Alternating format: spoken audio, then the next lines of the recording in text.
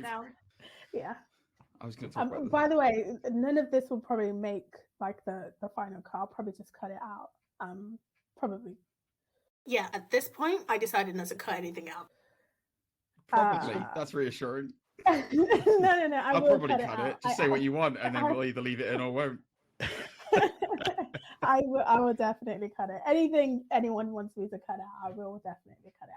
If you could cut out every single piece of word I say, that would be fantastic. And just have it impossible. Oh, it's a disaster.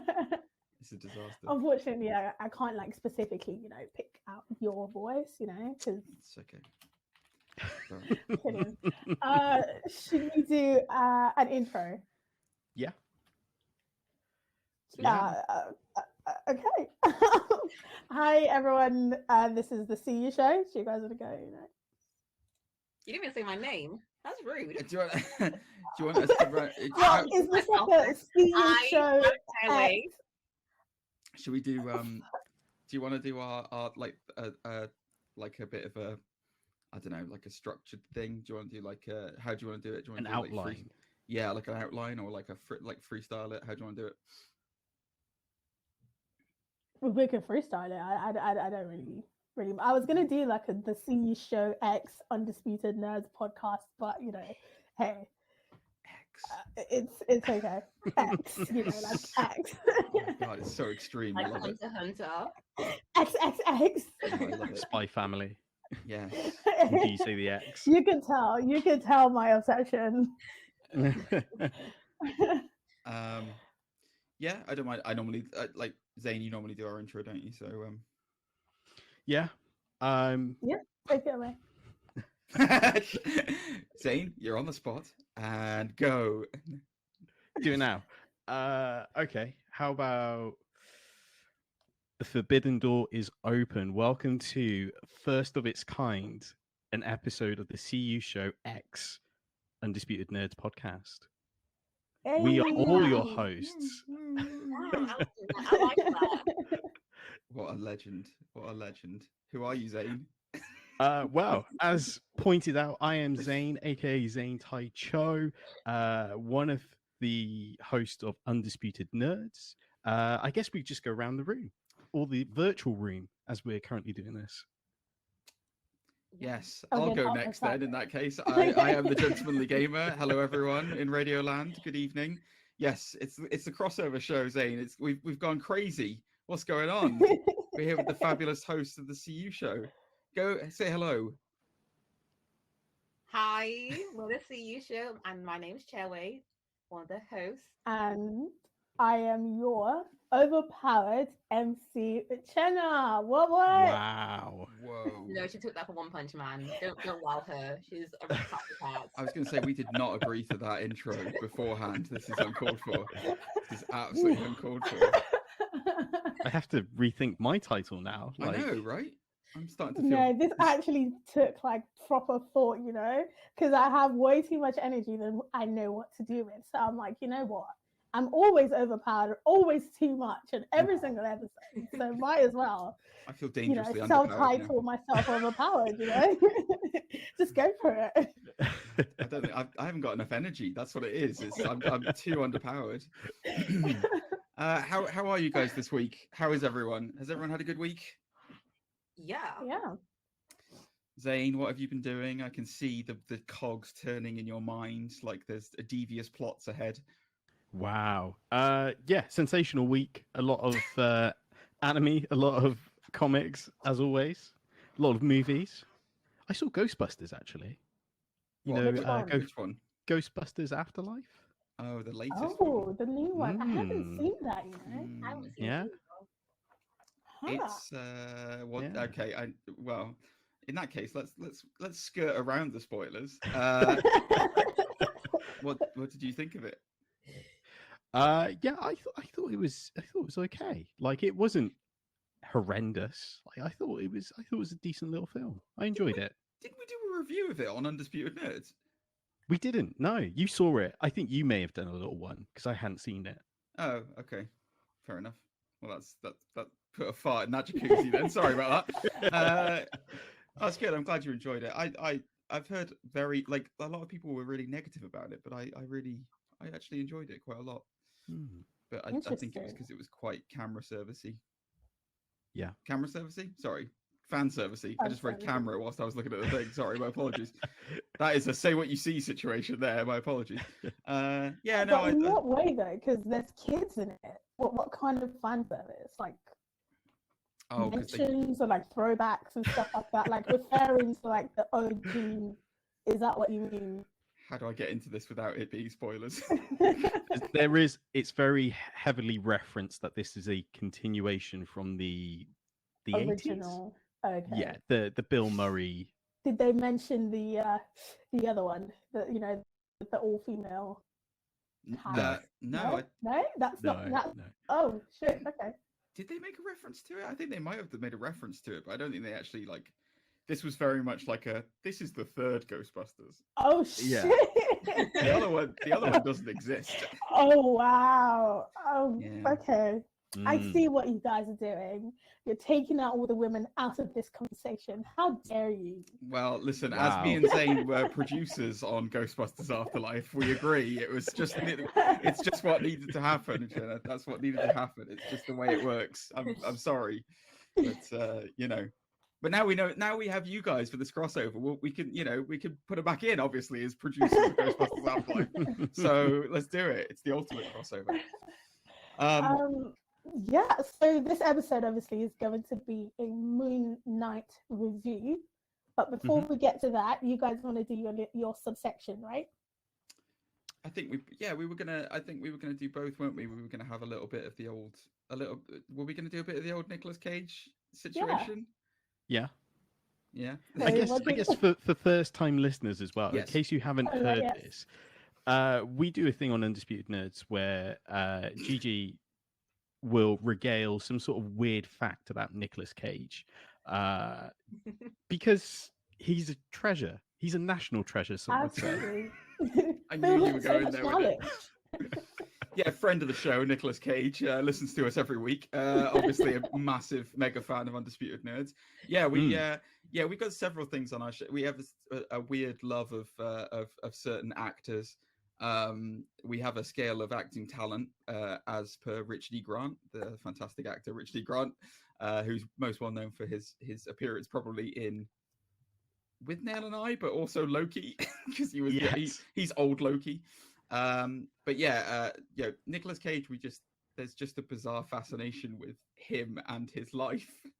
And so we have a recurring segment called What's All the Rage with Nicolas Cage, where we do a deep dive into some crazy facts from Mr. Nicolas Cage when he's not making movies, appearing in them as himself.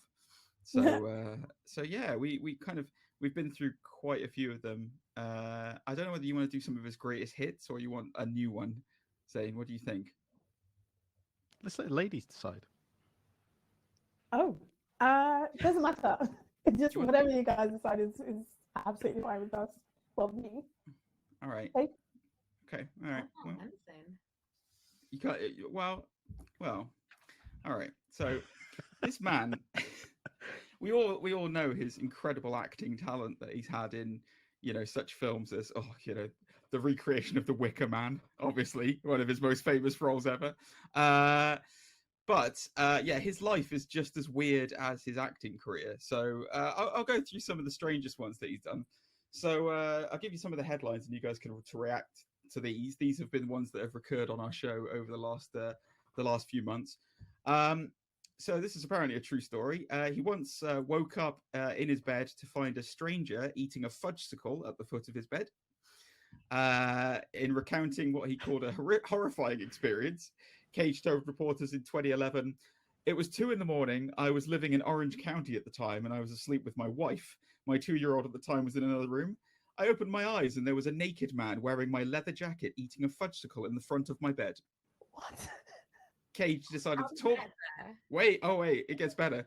Cage then talked to the man, asked him to leave, and the police arrived soon after. So he had a full discussion with this guy whilst he was naked, tackle out in his leather jacket, eating a fudgesicle. Whilst Cage did not press charges, he apparently said he never stayed in the house again. no, I can imagine. Oh my So, god, I'll be scarred for life. Yeah, I mean, listen, I would love to know what the conversation he had with the guy was, following how did you get in here? Why did naked to begin with? Like, Well, I mean, that's an obvious question that I probably I should mean, have asked, did he isn't it? Let's be stop or honest. did he go to get the fudgesicle, or did he get the fudgesicle from downstairs? I mean, that's a there's so good many question. Where questions. did Did it get it he from? It get is a there good question. naked? Did he then undress while he was there watching them in bed? I mean, I mean, possibly that's what he got arrested for, was actually stealing the fudgesicle in the first place. That could be what the crime was. Unbelievable.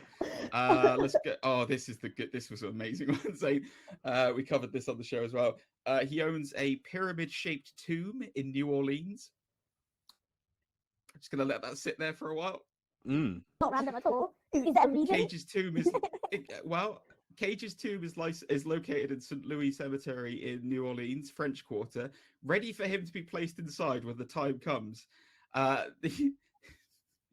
so he wants to like be buried like a pharaoh or something like that. I wish you could see the stock image that comes with this, because it like when you think about, we're talking about Moonlight and stuff this week. When you think about famous pyramids and impressive tombs, this thing ain't impressive at all. I'm just gonna put it. It is not clear. It's not clear what Cage paid for the 9-foot-high pyramid tomb when he purchased it in 2010. So there you go. Think about that. 9 feet. One report claims he paid $40,000 for it. Oh my god. But the inscription on the front reads Omnia ab uno, which is Latin for everything from one. I think the funny thing as well is it's got like the only way to describe it's got like a flap, like a Pizza Hut flap. Yeah. So you just slide the body in. Just literally pull it out like a little oven shelf. It's great.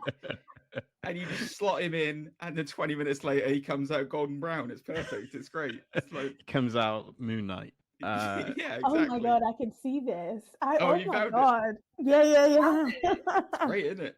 See? Oh my god, people are kissing it? Oh, for fuck's sake. Yeah. We all want to kiss Nicolas Cage's tomb. It's I think that's what I call it. Yeah. The last one that I'll give you just free of charge on the show. He spent almost $300,000 on a dinosaur skull. Cage purchased the skull from a Tyrannosaurus bata for $276,000 in 2007. Sorry, a fossil that was later determined to be stolen. The bata who sold it to him was better known as the Tyrannosaurus Rex. It had a more narrow and domed skull than its fellow dinosaurs. Fossils from this particular thing have been found in Central Asia and indicate the creature lived blah blah blah blah. Unfortunately, Nicolas Cage had to give the dinosaur skull back after the government of Mongolia filed a claim to take it back in 2014. Cage willingly gave up the skull to the authorities. So basically, he spent 300 grand on a dinosaur skull that he then gave up and had to lose all his money. Why he bought a dinosaur skull in the first place, I don't know. Maybe it was to go on the front of the tomb. Who knows? I mean, that's an example goes to the British Museum. I mean, exactly. They can return his dinosaur head. They can return all their artifacts. Exactly. But I wonder what other artifact. I mean, the guy is a mystery wrapped in enigma, though. I will say that. Yeah. But those are just some of the weird facts that we've covered about Nicolas Cage on the show. I think my favorite of the one is when you did have like a festival of films just dedicated to him. I'm like, yes. This is like a whole festival. It's not just that it's not just that there's a festival of films dedicated to him. He turned up to it. He went to his own festival. Yeah, that is so gangster. I love that. Yeah, that's why you stand a guy like that. Absolutely. Yeah, sorry. No, go on. I was just going to say it is. Me and Zane have had the conversation before about it's nice to have. I say nice to have. It's good at least to have a celebrity who's quite weird, and it doesn't go over into that, oh, that's a shame, he's done something bad. Oh Yeah. dear. Oh, we can't look at him in that kind of like a, oh, that's quirky, nice job. It's like, oh no, oh, we used to like him, and then he did that. Oh dear. Oh. So yeah, it's nice that Nicolas Cage is still out there being clean weird. There you go. Yeah. Yeah. I like that. I definitely like that. Yeah. So there you go, guys.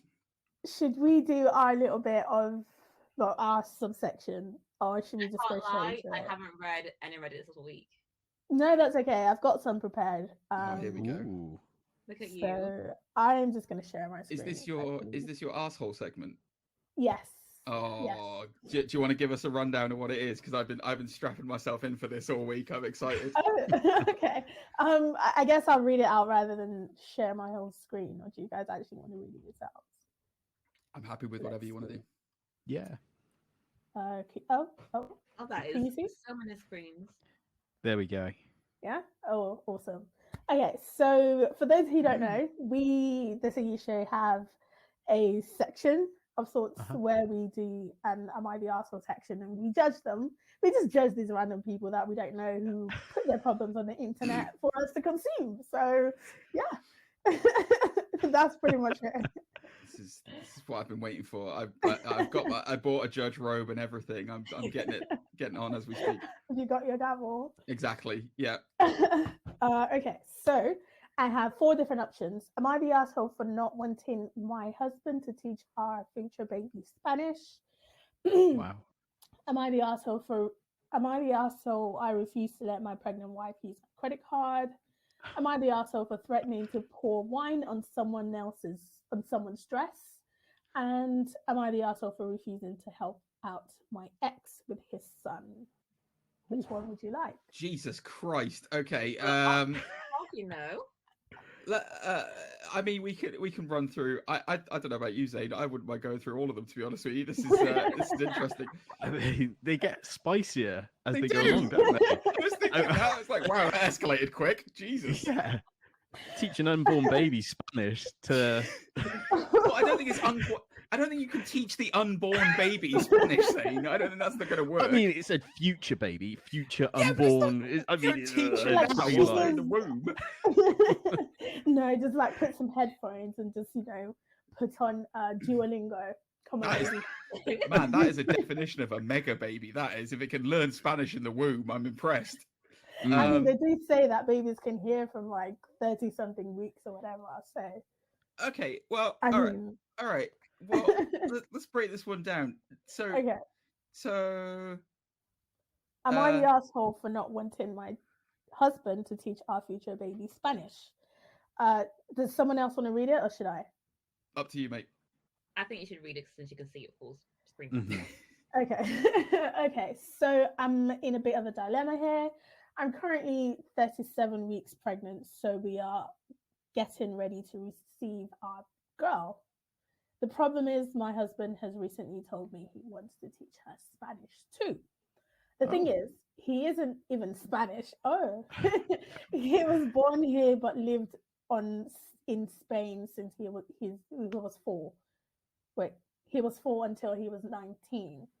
Mm-hmm. Now, if he had some sort of cultural or family connection to Spain, then I might consider, but he's American. When he initially told me at around 21 weeks, I thought he was joking, so I let it go. But now that he has brought it up again, excuse me, I told him how I felt about it. I told him what I told you guys above, and that it would be hard for her because they are very different languages. What? Yep. Sorry. No, it's okay. I'm reading this getting more and more like, Yeah. We started arguing that there are many kids that are raised bilingual and are very smart, but I also feel like it might cut me off from my child. He is mad at me for not accepting that I can't help but wonder if I was the asshole here. So that was badly written. Yeah, yeah. I was just thinking. I was like, okay. So context aside, Let me So actually just leave that up. he's not Spanish, but he lived in He's not Spain Spanish. He lived for in Spain. like what 15 years, something like that, when he was younger. Yeah. Yeah. Now, the assumption is that he actually speaks Spanish. Yeah. I am going to assume so, yes. I mean, 15 years not being able to speak language. Questionable. Well, Questionable. yeah, possibly. I guess. I mean, what's the first thing we want to break down here? Should a child have the decision whether or not it learns a second They want to language, speak. I mean, or should it be forced upon them by the parents? you know, I didn't even think about it that way. I just feel like it's America, right? There's a lot of people that speak Spanish, and it just opens the child to like a different side. The child's gonna be like that weirdo who's like American but can speak English, and it's gonna fit in, you know, with like the Latin kids and like with the American kids. So I don't see any reason why you can't add like an additional skill to the child's set of tools or whatever. Plus, long term, they do like language classes. That'll be a bonus for him, or perhaps bonus for her. Exactly, additional points to get to college and stuff. Yeah. I mean, I don't think it's a bad thing to have to be raised bilingual. Like, it's not. It's easier. I guess so. My nephew is half Japanese, half English, and he learnt Japanese from an early age. And I guess it's easier for them to pick up, you know, at an earlier age than it is later life. You know, I definitely. I mean, I have peanut brain, but like I would struggle to learn a second language regardless at this age. You know, so I don't think it's a bad thing. I question whether or not it. I mean, I guess it's important to him, but whether it has to be Spanish or not. I think there's an underlying message here. Like, if you read between the lines, I think she's scared they'll have a thing together that she doesn't have. Do you know what I mean? Yeah, because she does say that she's gonna feel disconnected. Yeah, I think because she's giving birth to a daughter, they might have things in common naturally. Like she might be very feminine and wants to do hair or wear dresses or stuff like that. She might be interested in too. So it's not like there'll be a disconnect. They'll just have to find their own common ground. So I think I think we're leaning towards, you're an asshole. Yeah. I don't really know if it. I mean, did she veto it? I don't think she's vetoed it. Sometimes there's usually an update. I don't know. I kind of want to leave it like ambiguous, like just leave it hanging on the edge. It's like, okay. Never know. This is a snap judgment based on very minimal facts. You're an asshole. That's it. No update. I mean, she has actually been judged as an asshole, so yeah, I guess the general consensus is that she's the asshole. I just realized on that Reddit thread, there's also, it says on the right, 4.0 million potential assholes. And then 55,000 judging you right now. Oh, this is great. Okay. Yeah, absolutely love it. This is literally what I spend my day doing. Okay, this one, before you even read it out, I'm just like, I could just say from the headline, he's an asshole. Like 100% he's an asshole. This one I read and I was like, what the hell? That's so uncalled for. Go on, sorry. Actually, I feel like this might blow your mind because this was really interesting. All right. My wife is 28 weeks pregnant. She's currently on bed rest. When the doctor said that she has pregnancy complications, she has pregnancy complications and needs bed rest. I asked my wife if she could do a work from home job for at least part-time because my salary wasn't enough for us. She, however, refused and started saying that I am being cruel to a pregnant woman. So I didn't. I'm sorry. So I didn't speak about it again. And that's so mean. The thought of being cruel to a pregnant woman, you cry with laughter. What's happening, Jenna? What's going on? I really find humor in the absurd. I'm sorry. And have been juggling both work as well as household chores. I cannot afford to hire house help, so I'm having to do everything at home. I barely get sleep since I'm working at a garage outside of my full-time job. I've been cost cutting almost everywhere except bare necessities. Yesterday, my wife asked me for my credit card because she needs some maternity clothes. I reminded her that she already has around 4 of those. Raw. She said that she doesn't have many clothes that fit her anymore, so she has nothing to wear at home. So last night while I was sleeping, I went through the attic and found a bunch of clothes that are too big for me now because I lost a lot of weight. I handed those clothes to my wife and asked her to manage with those. She started crying and said that I'm being cheap and not letting her use the credit card even for clothes. I told her that expensive maternity clothes are not a necessity when I've been waiting to buy myself a new pair of prescription glasses for almost 3 months now, even though mine are broken. I've put super glue on my glasses in order to use them. My wife has been ignoring me since then. Am I the asshole? Edit. So many commenters asked to add this to the edit. So here it is. My wife refuses to get anything except custom made clothes. Right. Oh. We have about $150 in our joint accounts. We don't have individual accounts. I don't have a hidden stash of money, as some commenters are claiming. Okay. Ooh. Okay, there's a lot to unpack on this one. So I was 100% on her side until I read the thing about custom made clothes, and then I'm kind of like, yeah, okay. I am curious as to why they only have $150 left in the joint account and they don't have individual accounts. Yeah, me too. Me too. Like, how does that work? I honestly don't know. I'm going to assume that they're Americans and they do their money really weird. Well, that's odd. Full context. I'm married to an American. They don't do that. It's weird. Okay. It's really weird. So that's really strange. Married and decide like, okay, we're going to close down all our personal accounts and just join everything together. That's kind of it's perfect love. Well, I mean, full disclosure, everyone knows what's going in. I'm out. And Are we talking about the pregnancy or are we talking about the account here? Talking about the crypto. I don't really know. I think that this is a classic example of a couple who aren't talking to each other properly, and there should be some form of communication to say, okay, look, I appreciate that you want maternity clothes. We can't do custom order fit. There's nothing we can do. But there are stores in America. I'm going to get laughed at for this, like Walmart or Target, where you can get clothes for cheap. Like, can we meet in the middle somewhere here and like get you some new stuff, but also not spend a fortune? What do you think, Zane? Yeah, I agree with you. Like, I don't know why, but as you read that, I picture Harry Potter, like with the broken glasses. Like, I've had to super glue them together. Oh God. Oh.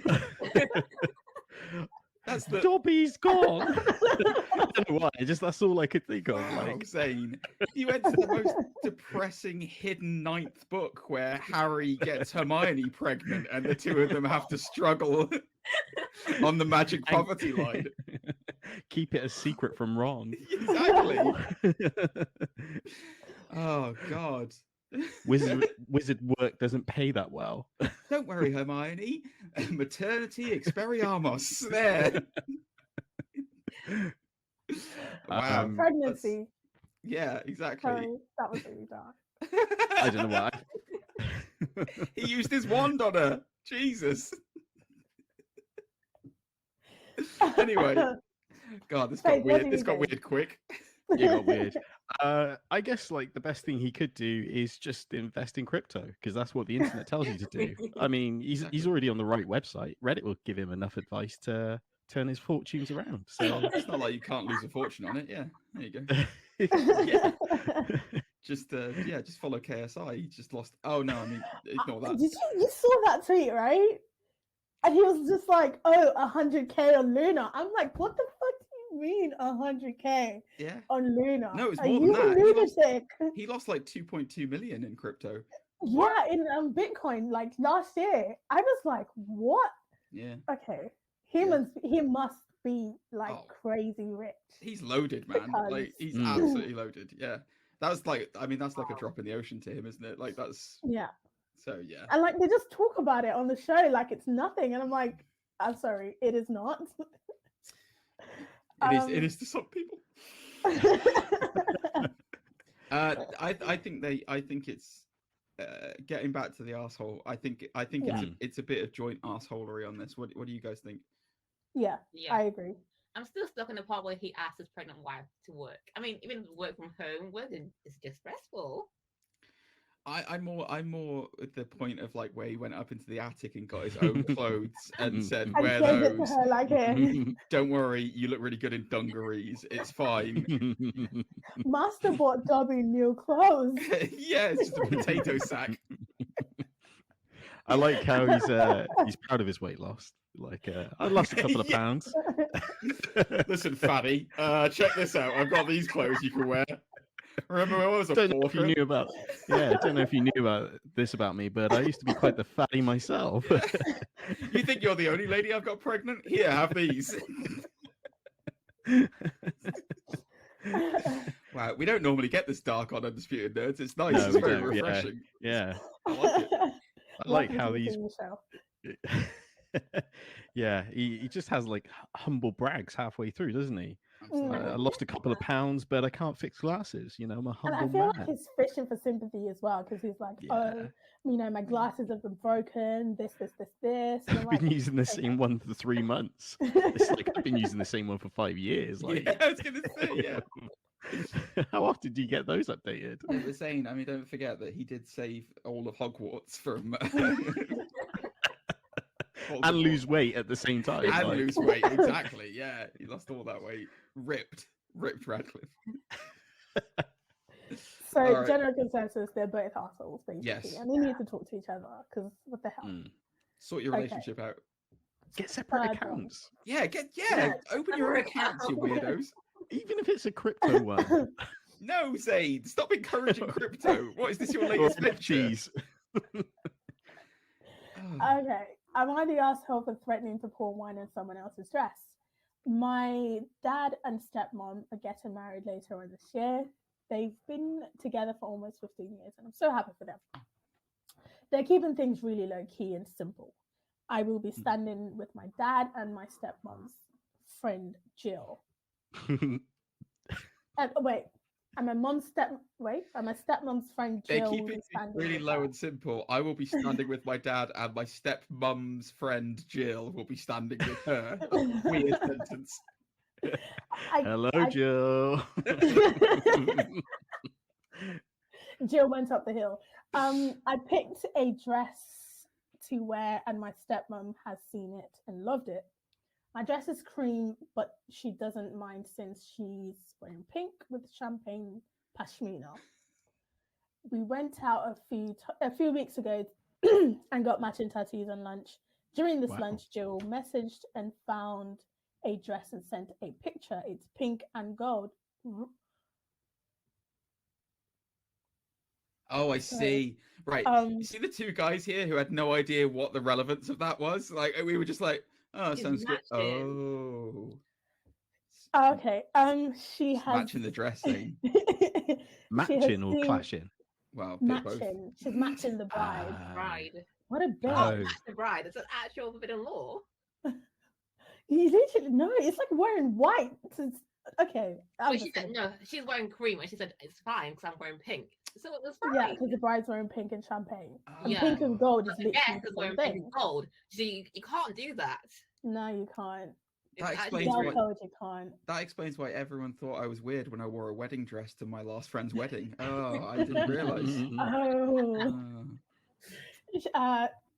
Excuse me. She has seen my stepmom's dress. It's the same color. Honestly, the dress is also really ugly, like really, really ugly. Also, I wouldn't say totally appropriate for a 64-year-old woman, but that's just my opinion. Meow. My stepmom tried to be nice about telling her no, that she's the bride and her dress will overshadow her. that she picked a different color, etc. Jill just brushed it all off, saying no one would be looking at her and not to be silly. My stepmom is not a confrontational person and won't just say no. I am, and I will. Oh, okay. Love the energy. After a few days of this, I messaged Jill and said, no, you're not wearing this dress. You've been told no. You're making my stepmom uncomfortable. No.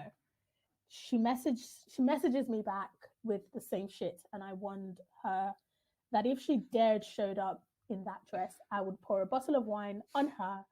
I will pour a bottle of wine on her. The whole damn thing. So find something else. No response. I visited my friend in another part of the country and we went to a shop and I sent her a dress of their red wine selection asking if she had a preference. She saying That is petty. she wasn't wearing the dress. I said that was good to hear. I told my mom about it and she agreed with me. But my grandma, stepdad, and aunt said I took it way too far. I should have left it to stepmom. Stepmom hasn't really said anything, just that she's glad Jill changed her mind. And dad said it would be a shame to waste wine. Of course he did. Brilliant. Oh my god, these are just getting better and better.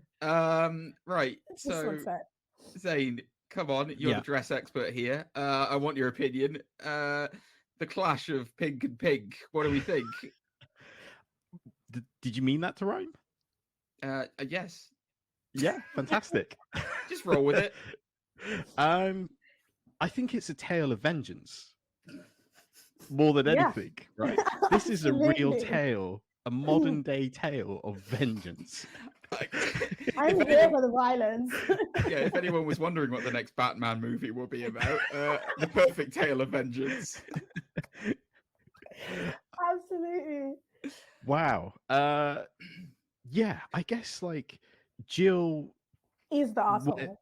Yeah, and is she though? Yeah. Okay, what well, do you yeah, mean? okay. So to begin with, yes, I understand the dress match is obviously uncalled for, and how could she? However, there is a very clear point in this when the stepmom does talk to her and makes it clear, I don't really want you to wear that dress. And then she doesn't wear that dress. And then after that, she then gets harassed by people threatening to throw wine at her. No. Jill says that she's still going to wear the dress and she brushes it off. And then she gets threatened with a And then she gets threatened and then she says she's not going to do it. See, some people only respond to violence. So Gandhi said it. Gandhi said, if there's violence in you and the only way you can, respond to something is violence, then go ahead. Remember, he told that to Barakas. Oh, shit, no, sorry. That's not Gandhi, mate. Do you? Yeah, Mayfighter Gandhi. Who was all... You're quoting the A-Team right now. Yeah. The 2013 remake A-Team. Yes. Yes. Wow, what a pull. Oh, wow. That was amazing. Oh, God. These are also slightly older women as well, aren't they? Like, this is a 64-year-old Jill that we're dealing with here. Fucking Jill, man. She's been away for 64 years. Yeah. Also, the stepmom's done well. The stepmom's 60 and she's marrying a 50-year-old man. She's got 10 years on the guy. Oh my God. I didn't even catch that, Yeah. Look at that. Good job, stepmom. Love that. Yeah, maybe Jill's jealous. Maybe there's more going on behind the scenes here. Interesting. One last thing I want to point out is vengeance here is quite the jet setter, where they said they went to another part. Did they say they went to another country? Where another part of the country. Another part of the country. Oh, by the way, can I just ask, what do we think about the sentence, we went out a few weeks ago and got matching tattoos and lunch? I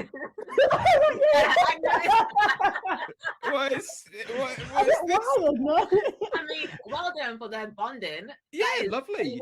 We have to applaud that, you know. Yeah. Do you think they got the? Do you think they got the famous Gandhi quote just across the chest?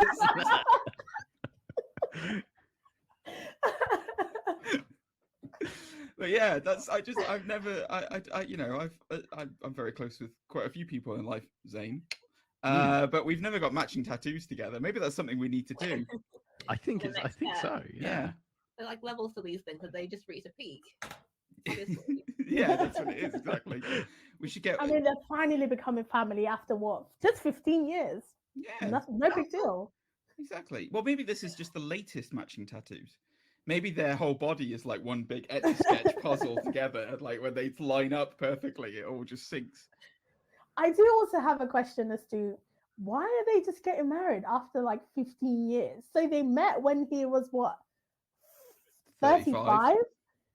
Yeah, tax dodge. That's what it is. Yeah, I don't know. It's. I mean, it can happen. I have a friend couple who were together for 18 years and then decided to get married. So it can happen. But I don't know. Maybe the step. It's a girl thing then. Why we don't get it, because after like 3-5 years, we're like, okay, it's been 5 years. Well, you say that, but maybe the stepmom pushed for it because 64-year-old Jill showed up on the scene wearing matching dresses, and suddenly getting a ring on that guy right away. I think that this person was an asshole after a point, but I think up until then probably slightly justified in Jill being a dick before she offered violence. Exactly. Yeah, before she went down the Gandhi route of violence, she should have thought about it and said, you know. And then she trolls her as well by sending pictures of the red wine selection, like which one you want. Ironically enough, that's probably my favorite part of this story. But between that and the dad not giving an actual shit at all and just saying it'd be a waste of wine if I'm honest with you. Like, do you want Merlot, Shiraz? Like, which one? A lovely Cabernet. Ooh, delicious. Yes. Yeah. Oh, that's yeah. Good. Okay. Yeah. Asshole, but only at a certain point. I don't think she's an asshole at all. I think she's a legend. Wow. And she needs to be commended. Don't invite Jenna to any weddings anytime soon, guys. Rock up matching your wife. Just telling you right now, that's the energy I'm going to come with. She is. She's going to come with her own wine and a matching dress. God, imagine if Jill had turned up and poured wine on her dress instead. Like it just like escalated. It would have been blended in because it's pink, no? No. Rosé. They threw a rosé wine on it. Perfect blend. All right. Oh, this one's gonna be horrible. I don't know. Go on. Am I the asshole for refusing to help out my ex with his son? Ex and I have been divorced for 8 years. His son is 8. Oh, okay. I see where this is going. Ex and I share 2 children together. Our son is 16 and our daughter is 14. Ex cheated when got the other woman pregnant while, you know, just a side note, I hate when they do this. Like, they put like abbreviations and I'm like, what? Anyways, the other woman pregnant while we were together. When I found out, I ended our marriage. We fought for our marriage until he realized nothing was going to change. Yeah. And then he entered a real relationship with the other woman. I always kept things distant between us. I didn't meet or interact with his son or the other woman until 3 years after the divorce. And even then, it was at a play for our son, and we hardly interacted. Oh, God. Yeah, I've just seen that. A year later, the other woman died. Oh, my. Ex has been single since and raising his son. Oh. On more than one occasion, he has asked me for help, and I've always said no. He wanted me to be a maternal figure for his son. Oh, sorry. And to help him sometimes while our kids were with me. Sorry, were you going to say something? No, I'm just. This is like we've been going through the happy arsehole spilling wine on the dress. And then it's just like emotion. Like, oh my god. He even tried to get my family to include his son as part of our family overall. Then a couple of months ago, X was in an accident and his son was placed in temporary foster care while he was recovering. Jesus Christ. Fuck's sake. Did you say this one to like just proofread it? Or just like No, I literally have not read this one at all. This is literally the last one, as you can see. This is the last one I take. And I was like, oh, it's short. It's gonna be cute and sweet for the end. But yeah, no, clearly not. While he was recovering, he had asked me to take his son, and I said no. He got back on his feet only recently, and his son is back with him. He has now turned on me and tried to turn our kids on me.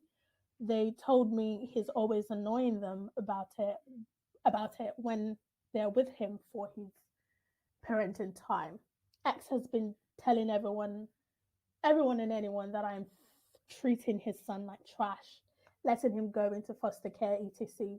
A couple of my friends are aware and think my stance was too harsh and that I am in the wrong for not helping since he is my children's sister's brother.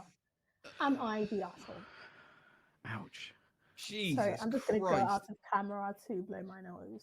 Can I just say as well, we don't know for a fact that meant other woman. She might have been really vindictive and just said ogre witch or something instead. You know, you have no idea what that OW means. Sorry, one sec. Oh God, I think Zane, I'm gonna let you take this one. So, the two things that jumped to mind with this. The first one, I swear to God, this is the Stark family in Game of Thrones. Like, this is the Ned Stark, Jon Snow. Like, I see it. Yeah, it is, isn't it? And what's her name? His wife, Caitlin. like Caitlin Stark. It's that whole scenario.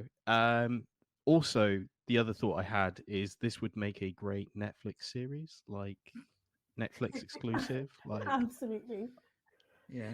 I mean, that's 12 episodes right there. Like, that's money right there on a Reddit post. Like, yeah, I mean, I was thinking about the boundaries of relationships and how, you know, stepchildren are considered family to each other. But yeah, sure, Netflix series. Let's go with that, Zane. Why not? Jesus Christ. Actually, you know what we could do? You could make this the season 4 of You. Just add this to it. Seen You. Oh my goodness, season 4 is meant to be coming out sometime this year. Yeah, absolutely. This could be like the plot, because he's got a kid now and he stole the kid, right? So this could be the plot to it. Sorry, but carry on, guys. Spoilers, Jesus. Yeah, I don't. Oh God, I don't know about this one. This one's really hard. Like I can't. I think she's definitely the asshole. Raise your ex's child as your own. That's the thing. I guess it's. I mean, conceived out of adultery, by the way. A child conceived out of adultery. Yeah, but they're not. I mean, I yes, I understand, and I kind of, I don't know. It's really hard on this one because it's like, he has no other family. Then there's nobody else in his life whatsoever apart from his ex. That's what we're establishing here. He's got no brothers. He's got no sisters. He's got no other family members because it is. I agree with you. It's slightly unfair to ask the woman who, you know, like who basically you cheated on to raise the kid of the wife of the partner of who you cheated on. It's but I feel like after she died. Well, that's where it gets murky, isn't it? Me personally, even if she did die, I'd help you to an extent, but it's not my child. Yeah, Yeah. like have the kid over while the guy's recovering from the hospital. It's not like the kid's gonna live with you forever. But then No, does because it, then he'll get comfortable with that and be like, "Oh, you're taking care of him for like X amount of Also, months." let's Why not would forget that it's kid's fault that his dad is a prick, innit? Okay, Yeah. it's not That's his true. fault. I'm just saying personally, I'd help out, but I wouldn't raise it as my own. I'm like, okay, I can take care of it for like 4 hours. Come back and take it Yeah. out. Faith said it. I'm sorry. 3 fine. kids and it. yes, I would raise the hellspawn. No, I think I don't know. It's it's difficult, isn't it? Because if she didn't look after it whilst oh god, I'm doing it now. If she didn't look after the child while the guy was recovering, he was in foster care. Mm. That's not really cool, is it? Like, Yeah, no, it's not. And these are like her children's little brother, like they said right there. Like, come on. Like, I understand he cheated, and like it took you a year to even see them, or 3 years to even see them. But like, I don't know. Like, by now it's been how many years? It's been 8 years, and you haven't let it go. Yeah. Well, that's what it sounds like, isn't it? It's that he is a reminder of a painful experience. Pain, Yeah. She needs a therapist. There's there's this weird like Aussie sort of quote, which is because he had no say in it, which is to do with what they normally say at birthdays. So when people say like happy birthday and stuff, they normally say he's so beautiful, he's so fantastic, but he had no say in it. It's because he had no say in his conception. You said it. Was it B.A. Baracus? Yeah, you know that famous Aussie guy. I got you. Yeah, I got you. You never live in which that is an diner amazing. Ever. You never. Yeah, I got you. Okay, cool. Yeah, I don't. This one's really tough. I think that it's I don't think you can call anyone outright an asshole in this situation. I think it's just a really, really messed up situation. That no, I definitely can. She's an asshole for sure. Nah, she I don't is. think so. She is a mother. She is a mother. Just because she's a mother doesn't mean she has to take care of the love child of her ex. That's what what? No. I'm sorry, yeah. She's actually evil because escalated quickly. No. That happened to you. Okay, it's not the child's fault that happened. That his father was a cheater. Yeah. But at the same time, as it's been pointed out, they have friends. Why doesn't he ask one of his female friends? It's not like actually that's a good point. And also, doesn't she have family that he could, pawn the kid? I was going to say, why does it have to be It doesn't her? have to be her. She's not the asshole in the situation. I said, yeah, she should have helped out, but she shouldn't be the sole caregiver when he wasn't like in a last resort. Yeah. I mean, if anything, he was probably the asshole initially. Yeah. that kicked off all of this shit. Because he could have kept it in his pants. But I will say, since then, I mean, it's just a really unfortunate series of events to have the mother die and then him to have an accident and then to be put in that scenario. But I don't think you should. I don't think you should put all of it. Yeah. If there wants to be, there should definitely be some family involvement because, as you rightly said, they're brothers. But like, I don't think it's particularly fair to have it all on that other person. On her. They have friends, they have other family members. It's just not on her to take care of that. How big's her place as well? Like, I know, right? I know she's like probably got what, 3 kids? Yeah, she's got 3 kids already. She's gonna have to invest in bunk beds or something like. Yeah. Yeah. I think didn't she have a famous career as a remove wine stains from dresses cleaner? I think that's what it is. That some say. Yeah. Apparently, it's really hot topic around wedding season. The husband's also kind of is 100% an asshole because he's poisoning the kids towards this woman as well. Yeah, that's even worse. He's 100% douchebag. Family like, she's not helping out my child. Yeah. Like, okay. Yeah, that's shit. That's not cool. Yeah. I feel like this kind of guy, even being married to him or being with him anyway, is kind of like it will probably drive you crazy. So I see why this woman doesn't want to, like, yeah, I get it, but Yeah.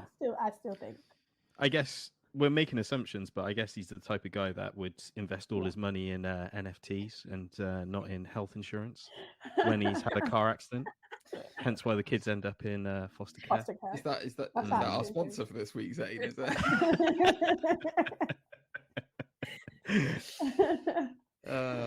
Good. Okay. Good. Yeah, so that's our little am I the arsehole section. I feel like we've grown as humans. I feel enlightened. I feel enlightened too. I feel petty. With the wisdom of Gandhi. Now I'm talking about myself. Knowing you do someone that you're like, damn, you're worse than me. Good. Right. Okay. We're here to we talk should about actually get to the real reason why we're here. the main event. Let's get to the main event. Moon Knight. So Marvel's limited series. It's wrapped up last week. 6-episode run. Oscar Isaacs is Mark Spector, also Stephen Grant, also what was the other guy's name? Jake Lockley. That's it. Lockley. And Moon Knight, the superhero Moon Knight. So I guess what do we normally do? We normally do like spoilers and non-spoilers and spoilers, don't we, Zane? Yeah. Even though I've just given a little bit of a spoiler in the first instance. Never mind, sorry. It's a week old. Yeah, exactly. Yeah. Get over it, nerds. If you haven't seen it by now, that's your problem. Yeah. So, well, I guess we'll go around should we go around the room in this one as we're all together? So I don't know how you guys do it normally, but we have a very simple rating.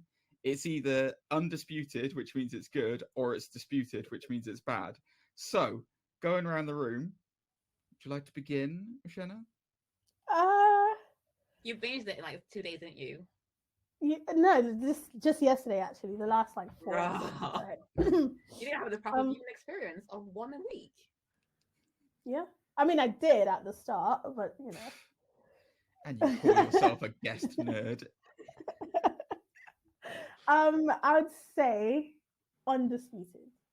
Okay. Begrudgingly. Cherie, you want to go next? Chairway.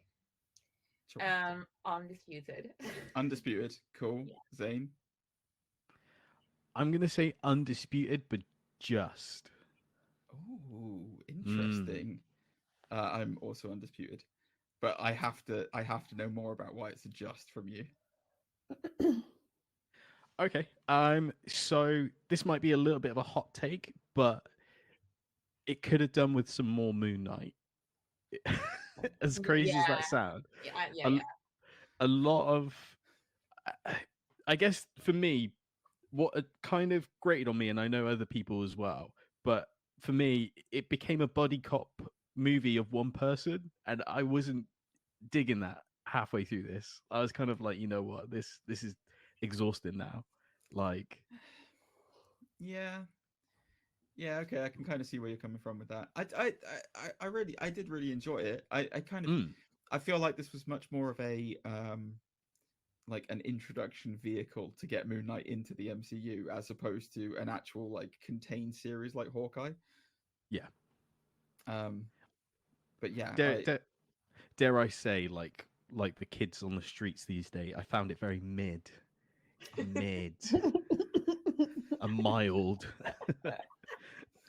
You little MJF, honestly, what's going on with you? Yeah, I don't know. I think that like Oscar Isaacs was amazing in this. Like he was really good, and I enjoyed the. So it's not in spoiler territory by saying that he's got dissociative identity disorder, aka DID. So he is two different people, and I thought that English accent aside, he did a really good job like differentiating and establishing the two separate people and nature of how they were and what they were all about, and the idea that like people with this condition, it's really hard. Like it's a really hard situation to be in, because it's like you can just like, you know, you're you 1 minute and then you black out, and 3 days later you wake up and you don't know what the hell you've done, and somebody else has lived your life, kind of thing, you know. And it's a horrible experience to kind of have to go through, and there is a situation where people, you know, live with this constantly, and it's more than just two people. So, you know, I thought he played it like really well. What do you guys think? You're itching to say something, Chen. I can see on your face. You're like, no. Cherry, would you like to take this one, please? I beg you. Not spoilers wise.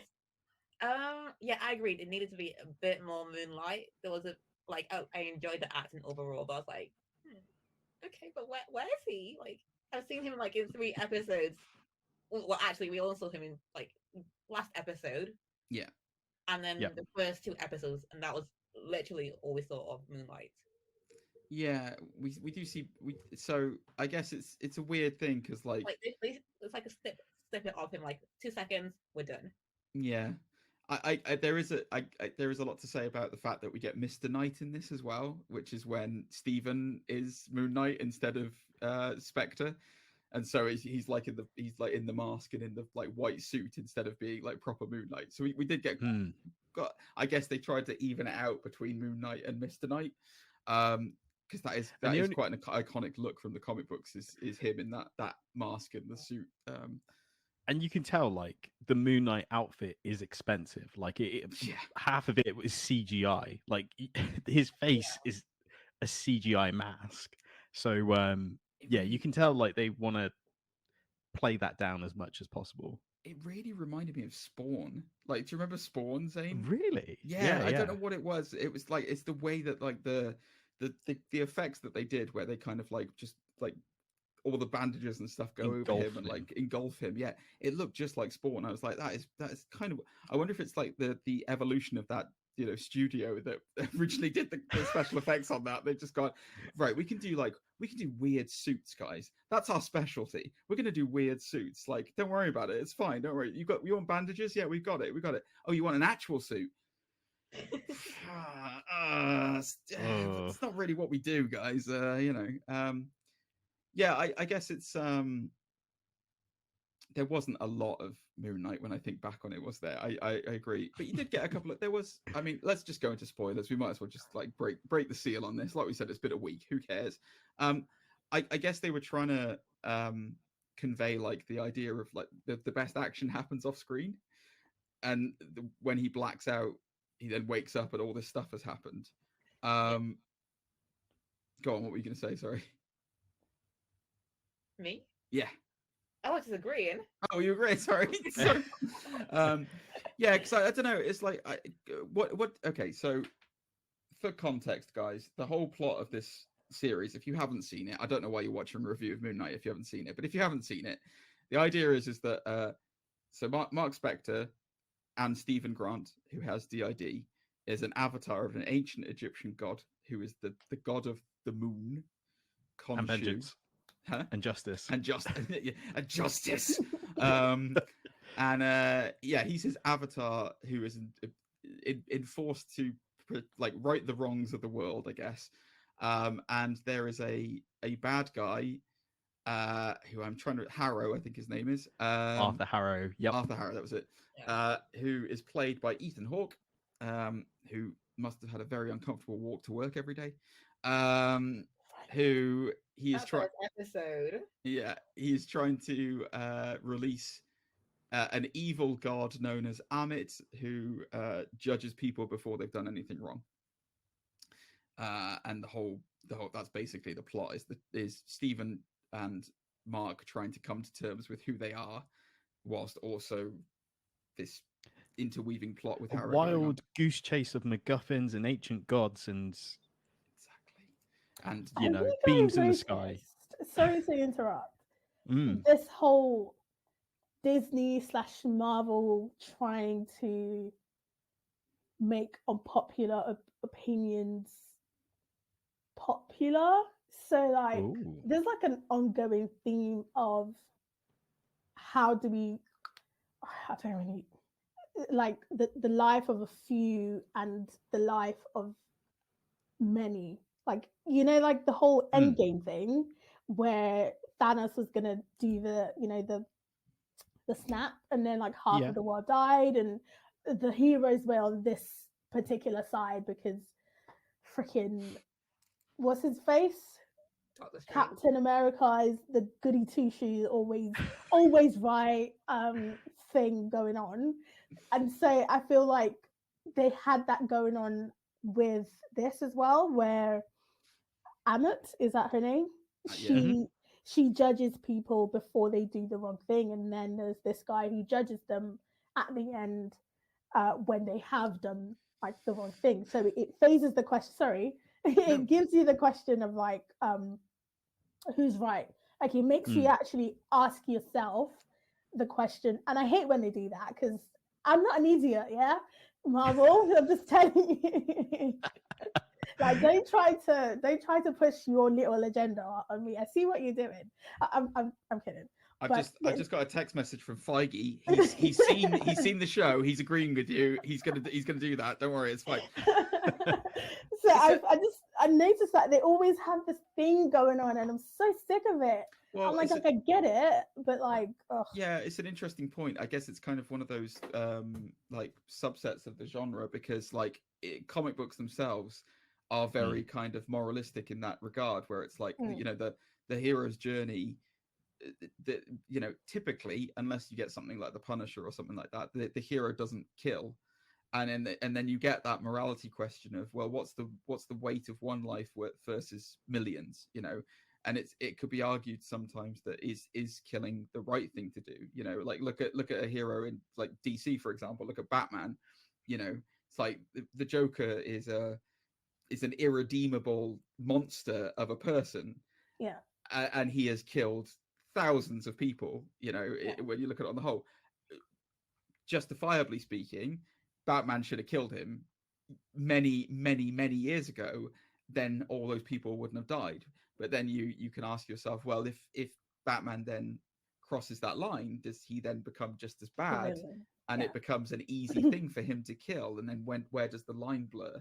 So yeah, I think you're right. It is a I guess it's kind of a trope of the genre almost now, where it's like they do explore that quite a lot, where it's like what is a good and bad, and that, you know, I sometimes the best villains are, I mean, the best villains are the ones who always think they're right anyway. Like they always think they're the good guys. Like Thanos thought he was the good guy. Like and this one, Harrow. Yeah, I mean, Harrow is I guess this guy in this one was kind of different in the sense of he was like he was an avatar of Khonshu previously, and he feels like he's dirtied himself, so he needs to try and make up for that by, you know, being pure through Amit. Going on a pilgrimage, isn't he, really? Exactly. Like, yeah, exactly. I mean that, which is why he walks on glass every day. Which, you know, I mean, blimey. But it is a clash of ideology as well, because his whole point is you know, kill baby Hitler, you know, something that's come up before, you know, if you could have killed baby Hitler knowing, you know, the terrible things he would have done, would you have pulled the trigger? It's that, you know. I'm sorry, do you know why I'm laughing? Because Faith and I had this exact conversation, like, what, on Monday? Or was it Tuesday? And I said I was going to kill baby Hitler. You actually did. Wow. So sorry, just carry on. Where I guess Khonshu and Moon Knight's whole ideology is, you know, they're innocent until guilty until they do something bad. So I guess it's kind of like Minority Report. Yeah, it is Tom a little bit Cruise. like that. You're right. Yeah. I don't know. I mean, it's if you got, I guess it's an interesting question to raise of like, if you guys were living in a society where you can be punished before you've even done a crime, how, you know, is that a free society? Is that technically free? Who's to say the system is perfect or imperfect? You know, I guess it's that kind of question. Getting deep with this, we don't normally get this deep on Undisputed Nerds, are it? I know, it's like psychopath. So this is our bread and butter. Sorry, what did you say, Faith? Reminds me of Psychopaths, the civil system. Yes, Yeah. yes, it does. Yeah. Where Yeah. the civil system prejudges people before they even do anything wrong. Yeah, it's true. Absolutely. It's true. I mean, I conceptually speaking, like I don't know enough about Moon Knight as a comic itself. I know that he's like, I know he's one of the Marvel Knights, and like it does feel like they are. You know, we've talked about this in the past. Just kind of going back to kind of the Marvel-y side of things. It feels like they're setting up for some kind of mystical, either TV series crossover or film. You know, they've already announced Blade is coming out, who's obviously predominantly vampires. Yeah, and they've reintroduced Daredevil as well. Yeah, I wonder. Yeah, because Daredevil is also part of Marvel Knights, and so is Blade. So yeah, I maybe they're gonna do like a big crossover. I was saying to Zane, I don't think you can introduce a character like Moon Knight with an actor as large as Oscar Isaacs, because Oscar Isaacs is you know, he is A-list, and not have him do something with it. Exactly, like, because this is a limited series. They're not going to make any more Moon Knight TV series. It's confirmed. Like it's been nominated for an Emmy in the limited formula, so it means that they don't nominate those unless they're not going to get a sequel. So even though there was that big cliffhanger spoiling at the end of it, it's not going to go into a second season. So I assume they're going to put it into films. Like, that's the only thing I can think of. I wouldn't be surprised if he turns up in Blade. I really wouldn't. But yeah, I mean, as far as like the story is concerned, I had a friend complaining about this series because I guess it was directed by 3 different people. Like, it was like 2 episodes, and it was different people every time. And my friend said it felt really disjointed and all over the place because it was different directors each time. And I was kind of like, well, I know what you mean, but I think it was intentional because I think they tried to make it so that it was like his personality, so that it felt really like, because the first 2 episodes are all about Stephen. Like it's the Stephen show in the first 2 episodes, and then the middle 2 episodes are all about Mark and Mark Spector's life, and then the 5th episode kind of brings all of it together with the 2 of them and how Stephen exists in Mark's life, because Mark is, I guess, the dominant personality, and then the final is the conclusion of everything and what's going on. So for me, it was kind of like it made a lot of sense in terms of how they were making it. Did you guys feel that way as well, or am I just a cult of one kind of thinking that? I didn't notice the disjointment of it because I didn't know that there were 3 directors, but I did catch the theme of the first 2 episodes being about what's his face, Stephen, and then Mark, and then kind of like a balance. And then they kind of show us that there's a 3rd in, like, I think episode 5, where, what's that thing called? Is it an esophagus? The sarcophagus. Yes, that.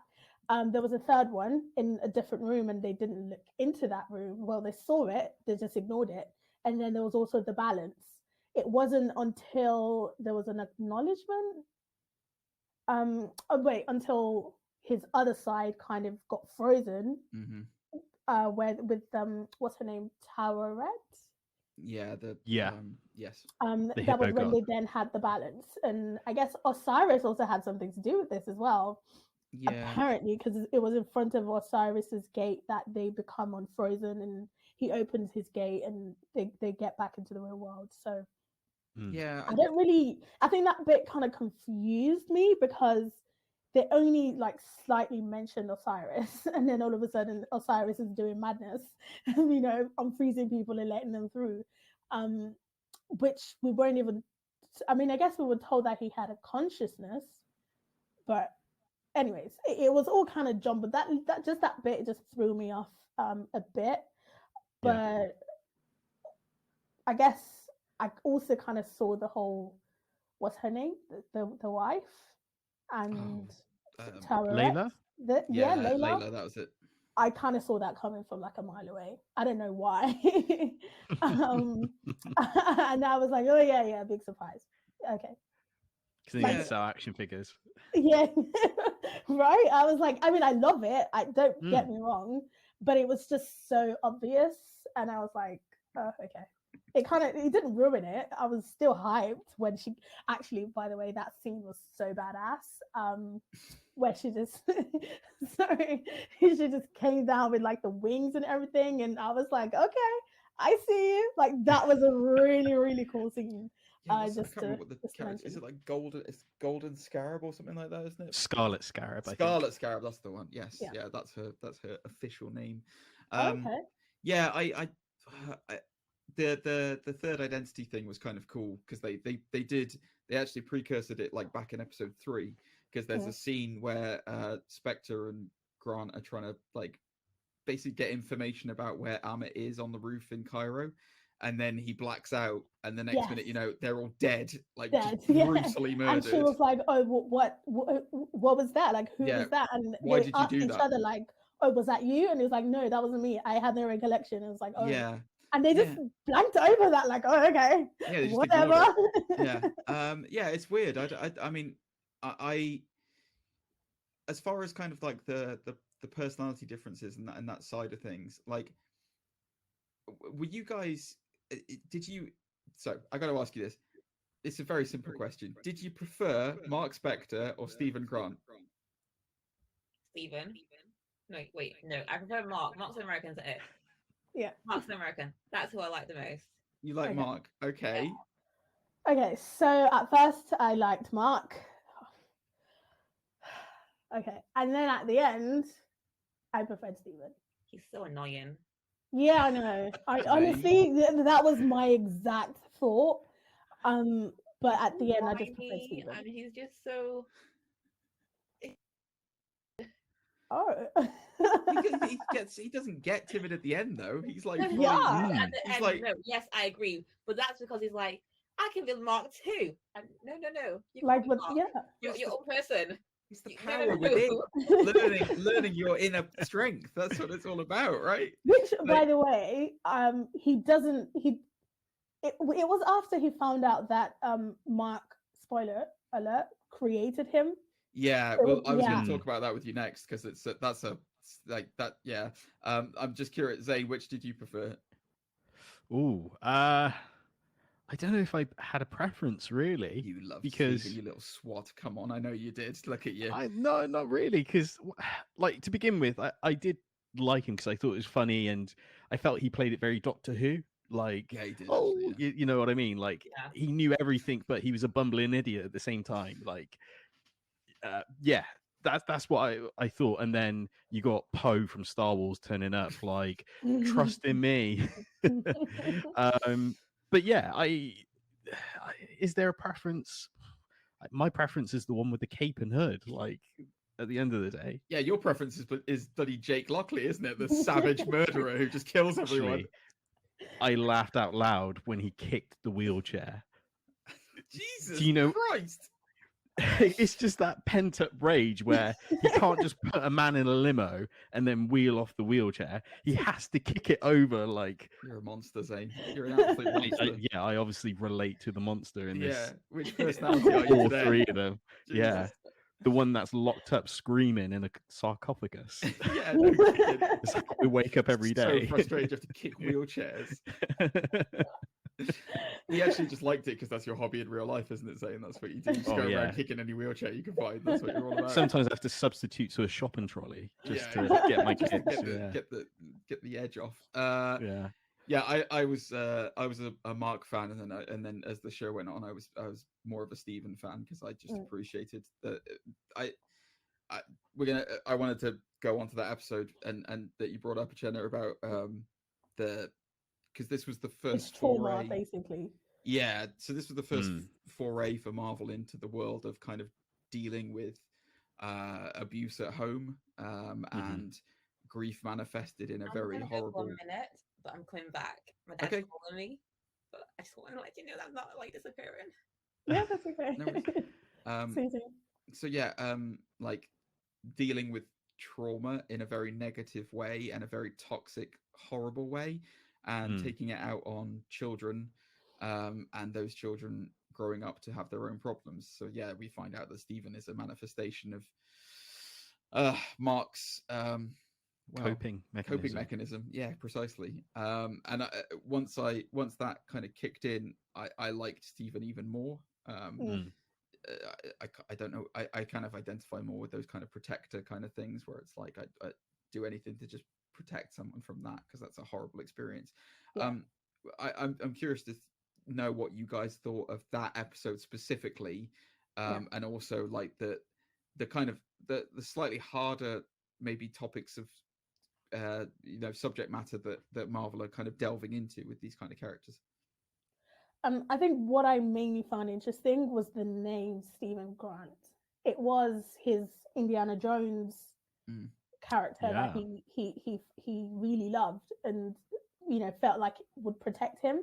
And I also think that the Stephen Grant in the film and the Stephen Grant that we meet are completely different. And I kind of feel like he called his brother, his younger brother, Dr. Grant, right? Yeah. So I kind of felt like Stephen was a replacement for his younger brother in a weird kind of way, which I just think is adorable and really, really sad. I think that literally caught me, because until that moment, I was just like, yeah, Stephen's a bit of a wuss. He's just like this know-it-all guy who just always doing good, always like, and then I was like, oh, there's actually a reason for him, and there's a reason he's like this. And I also then noticed, I don't know if you do notice, but what's his name? Stephen only comes out when Mark feels trapped. Yeah. Yeah. And it just I don't know, it just seemed so obvious to me once I found out. But so he was running away from Layla and all his problems, and then Mark had been living that life until like a week when he found out about his mother passing, and so I just think it's really I don't know, even when sorry, my thoughts are kind of jumbled up at the moment. Like, right. Several things are coming to me at the same time, so I just hand it over to someone else. I will say that, like, Zane, I don't know whether you've got anything to add on to this, but they did do a really good job, because it's very easy. The nice thing about Marvel is you've got very relatable heroes, in the sense of, like, there's a guy with a bow and arrow, there's a guy who there's a lady who's a spy, basically. It's like they're relatable human figures. I mean, Captain America, okay, yeah, fine, it gets to a bit ridiculous level where it's like a super soldier serum, but he's just a guy who had some stuff in him, and he happened to be a really good guy. Iron Man is just a guy who's got tech stuff. When you're dealing with Moon Knight, I'm sorry, you said he has stuff in him. Oh, he's got some stuff in him, all right, let me tell you. Oh, he's been stuffed with that stuff. Oh, honestly, he's full to the brim with stuff. Yeah, I will roll with that until the cows come home. So don't ever, But sorry, carry on with that's all right. This hero is a like super secret agent hitman guy who has his powers derived from an Egyptian god. It's very hard to relate to that. and say, oh yeah, I know what that life's like. Whereas Stephen is something that we could all relate to, maybe me more so than anyone because I'm a dork. But like, like he's got that, he's got that kind of thing where we can be like, oh yeah, that's me in that scenario, because I would be freaking the hell out if I saw a big, like, crow head skeleton thing coming at me. I would not react well. So it was a clever concept of like being the MacGuffin that gets us into the person's kind of life. What did you think, Zane, about that one? Yeah, I see where you're going with it. It's just to expand on it, Captain America was bullied. We've all experienced bullying at some point in our lives and such. Spider-Man has trouble throughout his entire life. Every good moment, there's a bad moment. Again, it's relatable. So yeah, I guess with Moon Knight, those things are kind of relatable. Like, sadly we've probably experienced the passing of a loved one. He loses his mother, good or bad. It's still a hard thing, and I think for a lot of people that was a turning point for an episode. It's just a shame that it came at episode 5 and not earlier. Is it? Yeah, because you can tell, like, the formula with these TV shows is like the last 2 episodes is the hour or the last 40 minutes of the movie, and everything, the beginning bit is probably the beginning of the movie, but everything in the middle is just stretched out and maybe kind of done this, that, and the other, because it's 45 minutes here, there, Yeah. where it's you can tell it was written for a movie, but some bits are just stretched out to fit the mold. I wouldn't agree with that. I agree. I'm with the channel on that one. Yeah. I think it's clearly. I feel like it's clearly thought out with because they specifically made it 6 episodes, and they just stretched the entire story for those. And I felt like each episode had its own theme and what they tried to kind of tell us, or yeah. So I don't. Yeah, I think the last 2 episodes were literally that. You are quite right. It's the final moment. It's that dawning moment where you relate to the character, and then there's kind of like an end, and we have the happy ending as it were. I do agree with that last statement, but I don't necessarily think it was like a movie that they stretched out. I think they really planned it. Also, talking about the abuse episode as well, like you've got to, I mean, think about your audience, Zane. Like, yeah, it was in episode 5. It can't be in the last episode because that's going to be a downer right from the get-go. Yeah, definitely. But put it in episode 5, because what do you want? You want it in the first 2 episodes, which is typically when people will start watching, and people will go into this expecting, oh, it's gonna be Marvel, it's gonna be bombastic, it's gonna be like, wow, bam, yeah, let's do it. And it's like, if you put that right in the first episode, they're like, what the fuck is this? Well, yeah, I'm not saying put it right at the beginning, but I'm saying like episode 3 at least, because for that audience are like, for example, like my other half, my wife, she was like, I don't get this at all, I don't even know what's going on anymore, I'm out. And that's before episode 3. What, she's one of the dragons on Dragon's so Den? What are you talking about? There are people out there like me who like halfway through are like, the fuck is this? Yeah. I'm just saying, it's not just me, but carry on. Just spice it with a little bit of drama a little bit earlier. I think it would have you would have had it would have gone from a mild to a hot. Yeah, it would have gone from a Marvel show to a Gordon Ramsay show. I look forward to you talking more about this cooking. What are you, an idiot sandwich? Yeah, exactly. What are you, an Egyptian god? Yeah, that's it. That's exactly Zane. Yeah, nice. No, I thought that the just the dynamics of it, I did really enjoy it overall. We might as well talk very briefly about the villain in this. So, like, obviously, we mentioned him earlier on. Before we do, can we get Chera's little thoughts on? Yes. I don't know what the last 5 minutes have been about, to be honest. So I came in halfway through conversation. We were kind of just going over basically the last 2 episodes and what we kind of thought on. Yeah, the journey and like the idea that Marvel are delving into slightly darker story material with like abuse like storylines. Episode 5 about his mum, because I think you raised a really good point about trauma when we had that discussion. Was it yesterday? Or the day before? Yeah, we talked about. Wait, where's my phone? Yeah, we talked about. we talked about our character preferences. I don't think we talked about trauma as per se in our conversation, did we? We talked about the abuse with his mum. No, we didn't. We didn't? Oh, shit then. Must be someone else. Wow. I've cheated on my wife, guys. Well, this has been all for this episode, guys. So we'll see you next time. That was me, but what I did before this, I did actually watch like an intro into like Moonlight in general, because I haven't read the comics, so I didn't know much about it. And originally it was meant to be like Marvel's intro into like mental health, so it makes sense why they did put it there. but to put it in episode 5, I do agree it was kind of a bit late. If Moonlight was meant to be your entry to the discussion of mental health, why would you leave it to last 2 episodes? Maybe not the first 2, but maybe 3 or 4 would have sufficed.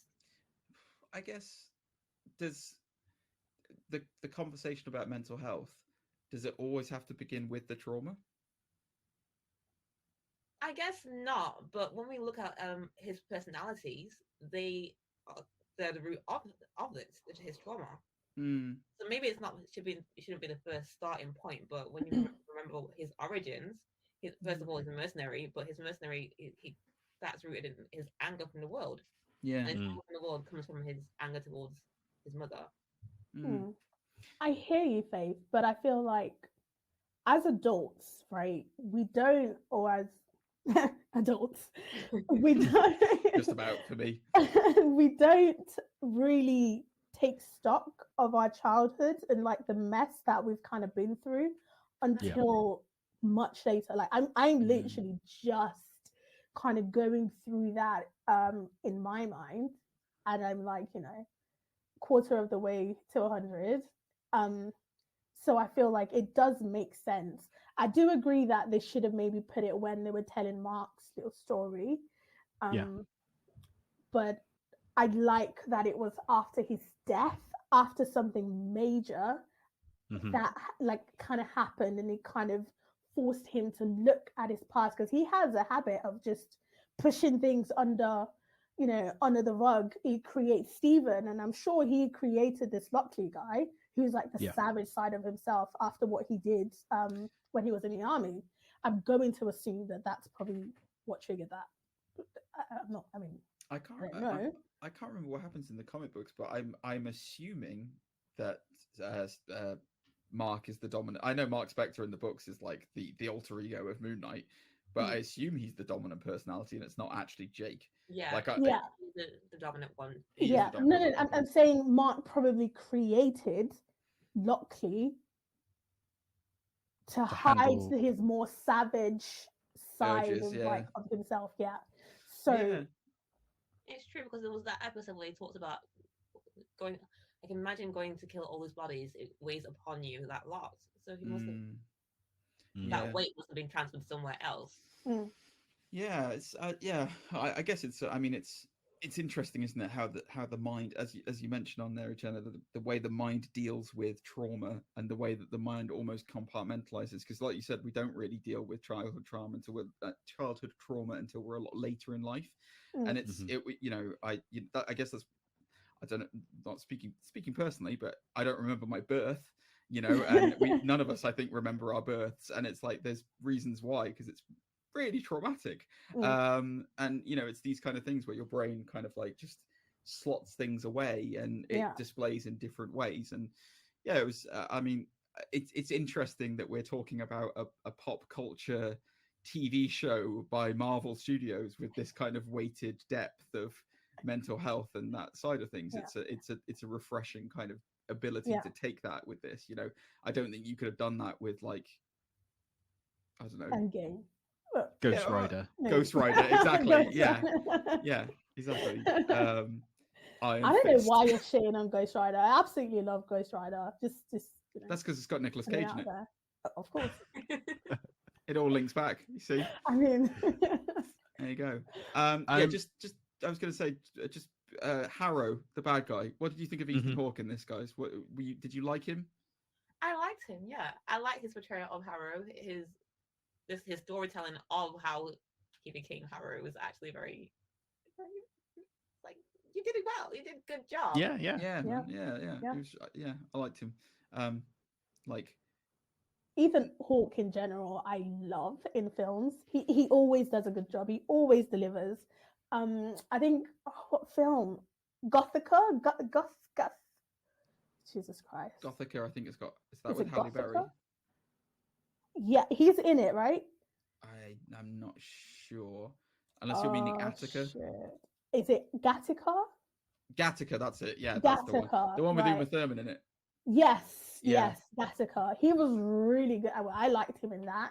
And I think that was the first film of his I saw ever. And I was, clearly had a little crush. Smitten.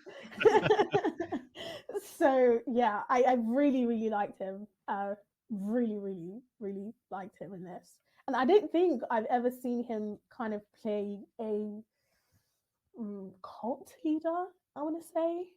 Like Yeah, not that I can think of. like a washed No. down, I haven't washed my hair in like 7 years kind of look going on there. So it was quite refreshing to kind of see him play something like that. So yeah, really, Yeah, really he was. liked him. Yeah, what did you think of him, Zane? Yeah, I thought he was cool. Yeah, he gives a great performance. I think, like, for me, it kind of falls apart again in the last episode with him, because he's kind of like running halfway down a pyramid in like a weird CGI fight. That I was kind of like, wow, that's something.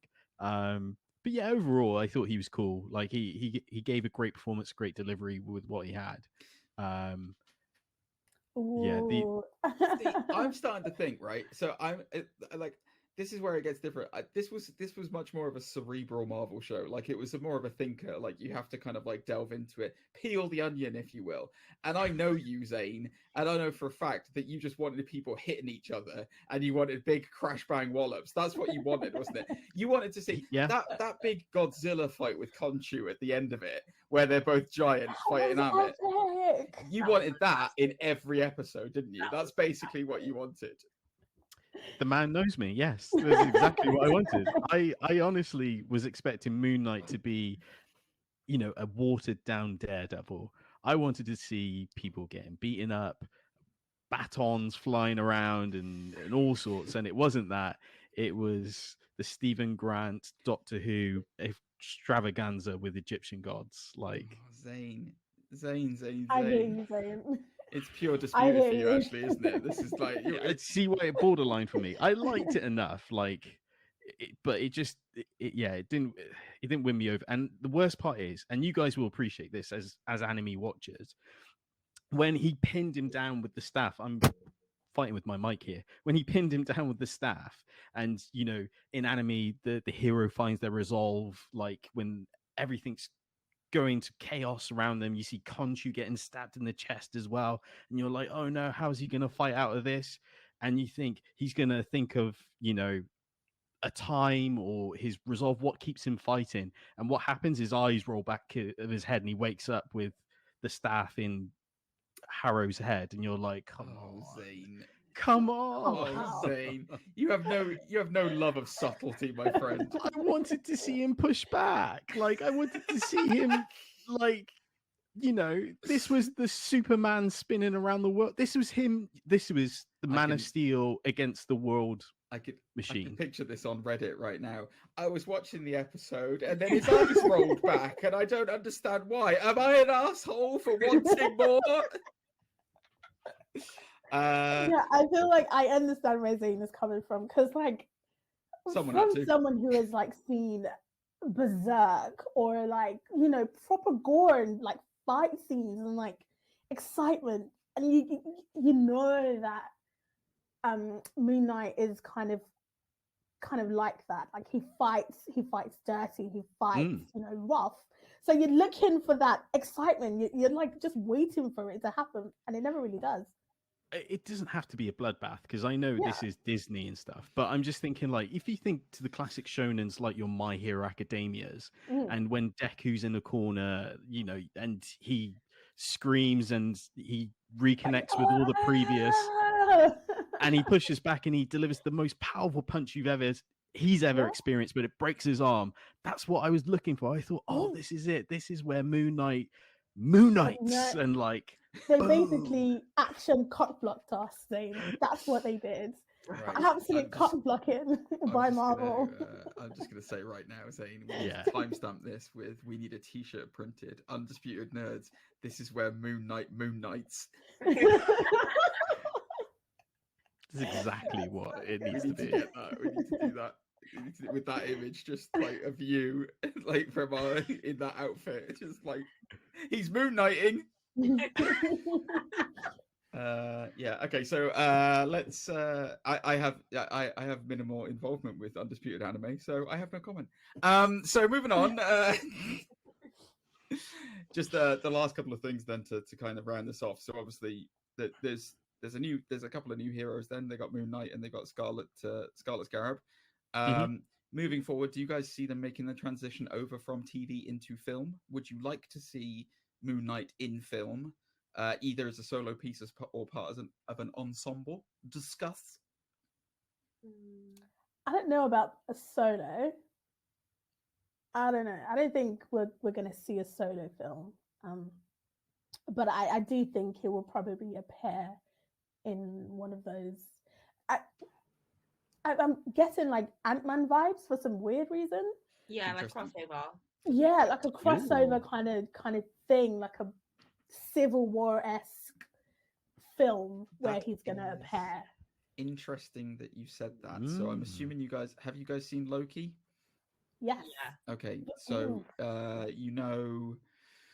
did you spot the Easter egg about the wider MCU villain who is lurking in the background at the moment? The Conqueror. Yes, exactly.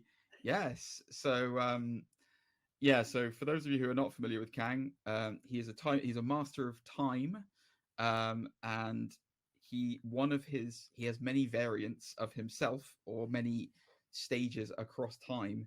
One of his variants was He Who Remains, who appears at the end of Loki. There was a big old Easter egg in one of the episodes when they go into the basically to find Amit's tomb. One of the Egyptian gods, or one of the Egyptian pharaohs, I should say, was Ramatut. Alexander the Great. No, it was Alexander the Great. It was. Okay. But there was a statue in there of Ramatut, who was the ancient Egyptian identity of Kang the Conqueror.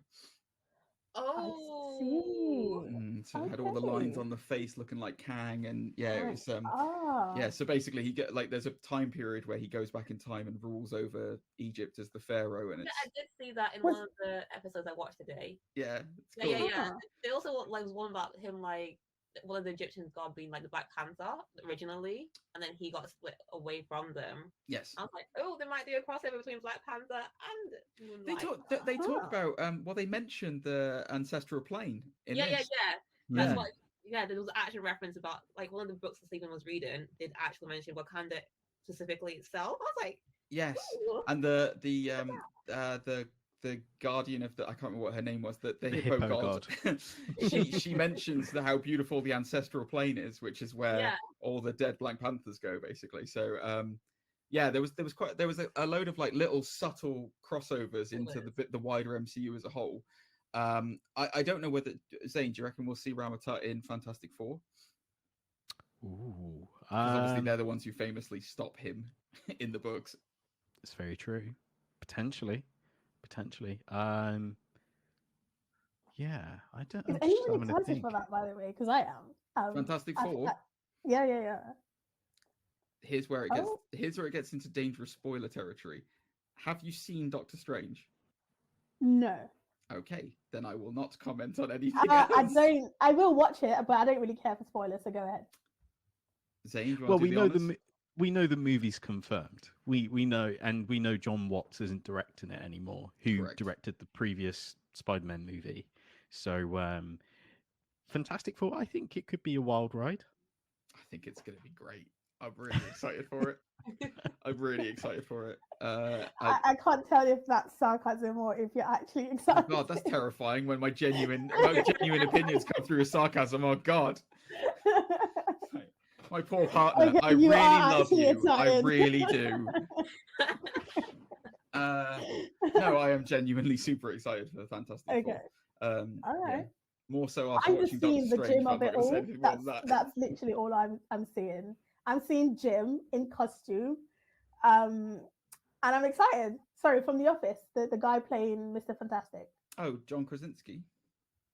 Oh, I just fucked it. No, that's who the Jim guy in The Office him, is. right? Okay, good. Okay. I feel. Fuck's sake. I mean, he's been fan casted a lot as Mr. there's Fantastic. like fan art and stuff. He's the front runner. Housewife's favorite. He's the top choice for Mr. Fantastic. Bookie's favorite. Bookie's favorite. Yeah. Yeah, no, they want him as Mr. Fantastic and Emily Blunt as Sue Storm as Mrs. Interesting. That would be nice because I mean they are husband and wife, and they were really good in The Quiet Place as well. So yeah, Quiet Place is a good movie, man. Yeah, there's a theory that they're going to get cast, and then they're going to cast 2 unknowns or roughly unknowns for Human Torch and The Thing. Yeah, I was just gonna say that. Are we gonna see what's his name? Chris Evans. Chris Evans. That would be hilarious. Right? I think it would be as well. I think he deserves a cameo. For sure. I don't see it happening, but I would. That sucks. He was my favorite in the first one. Yeah. What, you didn't absolutely like? Loved him. So you didn't like him as Big Man Tits Captain America? What are you talking about? Come on. I mean, obviously, I did. All right, fair. Yeah, no, it's exciting. I think that it would be interesting that you say that, because obviously they've announced when you were talking about Moon Knight crossing over with Ant-Man. Obviously, the next Ant-Man is coming up, Quantumania, and Kang has been confirmed to be in that.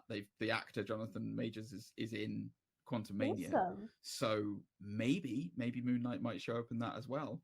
I don't know, but I still think they're going to get all time trippy with the MCU now, and we're not going to know which bits are where and when, because I have no idea when this series took place. Do you, Zane? I don't know. Yeah. No, I think they purposely detached it so it wasn't easily placed. But I think there was rumors that I did hear something like it may be set after the Eternals or something along those lines. The movie. Yeah. God, I hated the Eternals. God, I hated that film. Why? I just couldn't deal with it. It was just too. It was too long. It was way too long, and it just the story itself. I couldn't. There's a suspension of disbelief, right? Where it's like you have to be able to suspend disbelief to a point to be able to say, okay, yeah, this is a superhero world. This is like, okay, fine. But when you get a situation where a hand the size of, like, half the earth comes out through the ocean at the end, and it's fully out, like, sorry, that would kind of mess up the planet. There's no coming back from that. It's coming out of the core of the earth. I over nerded, didn't I, Zane? I over nerded. You raged a little bit. I'm sorry. I mean, my Moon Knight was quite tame compared to that. Yeah, I went full Moon. He's erupting. Yeah, I went full Moon Knighting. That's what it. You went full Jake there. That's full Jake. The problem. I did. I snapped. I went Lockley. I'm sorry, I shouldn't have done it. Yeah, Eternals annoyed me a little bit. Wow. In case it wasn't clear. That deeply. Neither did I. Like, oh, that's something. It's just like, and then it's just there, like in the ocean, and everyone's like, yeah, all right, there's now a big head and hand coming out of the sea. Cool. It's made of marble now. Look at it. Yeah, it's made of marble, exactly. Yeah, that wouldn't weigh down the earth or anything. Don't worry about it. I was literally waiting for them to be like, and then that became their headquarters. Oh, that's what I was able to. I'm like, is that what they're going to do now? Because the fortress has been destroyed. Oh, goodness. And then Harry Styles turned up and saved us all. Like, he's Eros as well. Eros is a bit like, I'm going to go too far into this, but Eros is a big deal in the Marvel comics. And like, it's and then like, they just made him Harry Styles. Anyway, it is what it is. Great. The Eternals was great. Hey, what's your gripe with Harry Styles? No, I got nothing. I got no gripe against Harry Styles. I just think he was not the best casting in the world. Like, to be honest, for Eros, he was not. They could have had someone else. Exactly.